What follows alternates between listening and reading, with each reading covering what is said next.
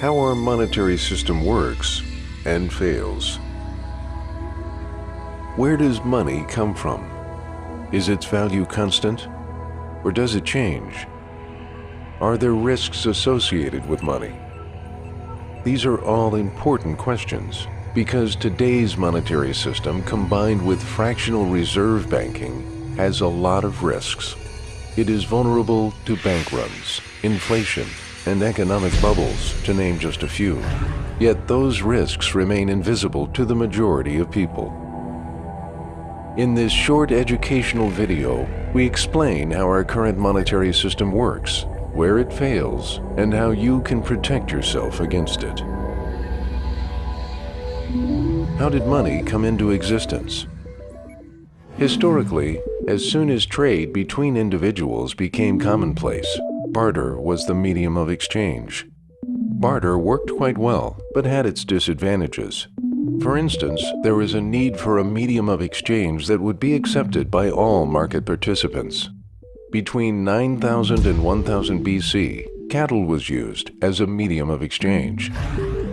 The next era of money was based on coins minted out of precious metals.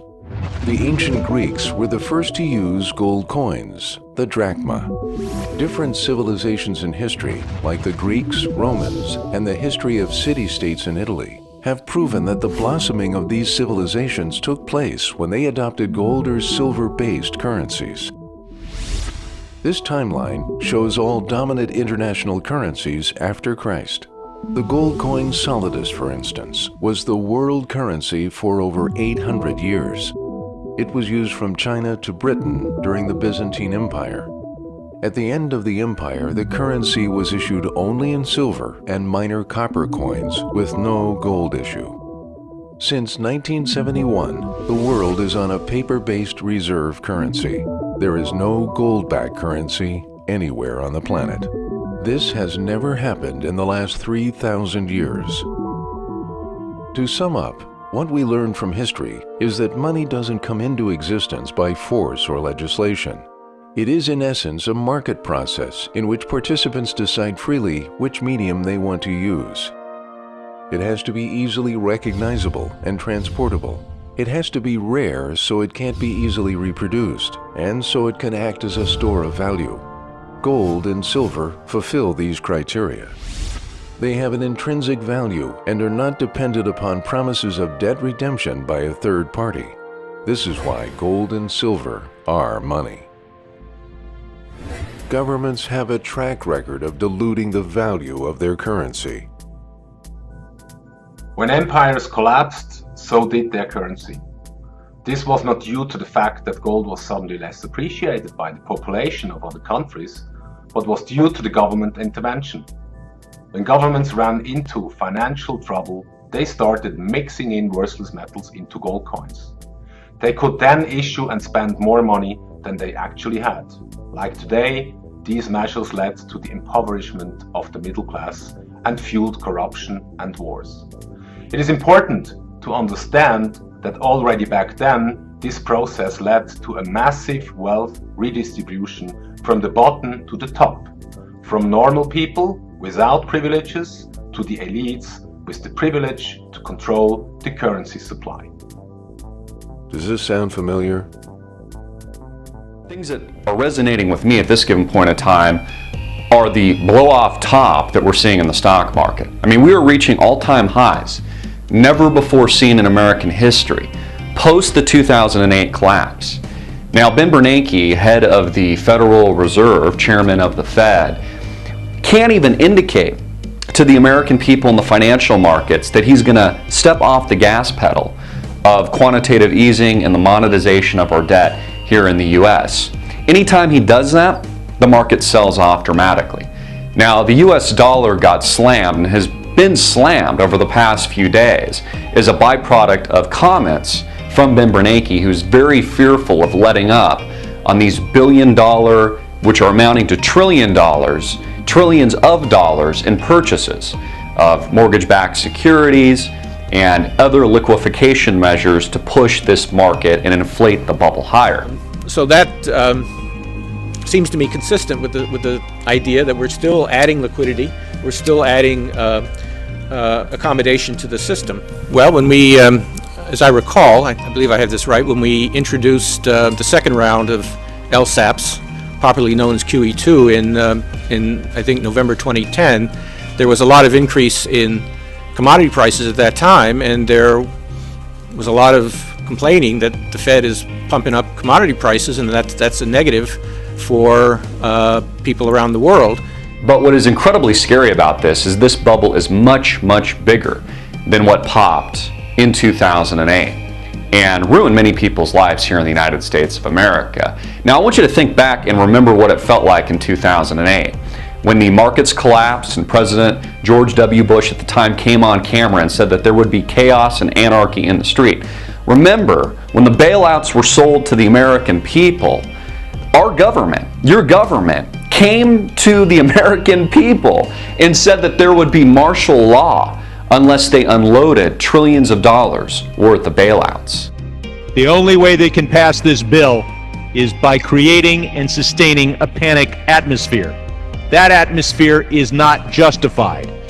Many of us were told in private conversations that if we voted against this bill on Monday, that the sky would fall, the market would drop 2,000 or 3,000 points the first day, another couple thousand the second day, and a few members were even told that there would be martial law in America if we voted no. What ensued was a bailing out of the same Wall Street banksters that robbed us and raped us in the first place. Now, what's transpired since that time? Because it's been, what, 5 years since 2008, 2009, 10, 11, 12, 13, approaching 5 years since the collapse, and they're still easing. They're still buying mortgage-backed securities. They are still inflating the debt, approaching $17 trillion. During the 30s, there was this view called the liquidationist view, which held that recessions and depressions were healthy. They purged the evils out of the system. I don't think we accept that point of view anymore. We think our economy is producing below its potential, and what monetary policy is trying to do is help the economy return to its potential, and that would be real and sustainable growth that we could achieve. What monetary policy is doing is preventing the economy from returning to its potential. He mentions the liquidationists in the 1930s, and they said that the recessions and depressions were healthy. They were right. The problem is Hoover did not listen to the liquidationists. He was not a liquidationist. He bragged that he ignored the advice of the liquidationists. So we didn't liquidate the bad debt. Instead, we had bailouts and stimulus 1930s style, and that's why we had the Great Depression. We had the Great Depression because we didn't do what the liquidationists wanted us to do. We had a depression because we did what the government is doing now, what Ben Bernanke is doing now, except now we're doing more of it. Now we're doing it even worse. We are making even more mistakes today than Hoover made and Roosevelt made back in the 1930s. And so, unfortunately, the depression that we are in the process of creating is going to be worse than the one that was created back then. And Ben Bernanke is completely clueless about it. He dedicated his whole life to studying the Great Depression, yet in that one little sound clip, he proved that he knows absolutely nothing about the time period upon which he bases his expertise, and apparently all the decisions he's making now about how to steward the economy during this Great Recession, it's all based on what he learned from studying the Great Depression. But we know from this one sound clip that he didn't know anything about the Great Depression. He's completely oblivious to what happened back then. And because he's so ignorant and so foolish, what's going to happen now, this Greater Depression, is going to be so much worse because of people like Ben Bernanke. We are entering a period of financial crisis that is the greatest the world has ever known. The wealth transfer that will take place during this decade is the greatest wealth transfer in history. Wealth is never destroyed, it is merely transferred, and that means that on the opposite side of every crisis there is an opportunity. The great news is that all you have to do to turn this crisis into your great opportunity is to educate yourself. I believe that the best investment that you can make in your lifetime is your own education.